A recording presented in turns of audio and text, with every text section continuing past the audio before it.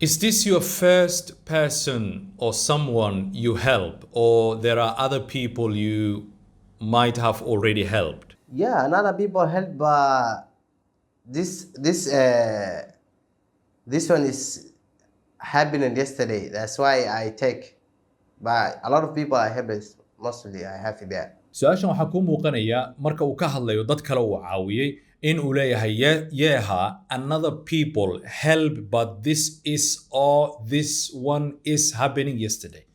ujeedadiisuna wax kale ma aha inuu yidhaahdo weeye ha dad kale waan caawiyey laakiin midkan waa midkii u dambeeyey oo kale oo yesterday aan caawiyey. marka sida saxda waxay inuu yidhaahdo I've helped other people but this happened yesterday which is why I chose it. I help a lot of people often. sidaas ayay ahayd inuu u dhigo.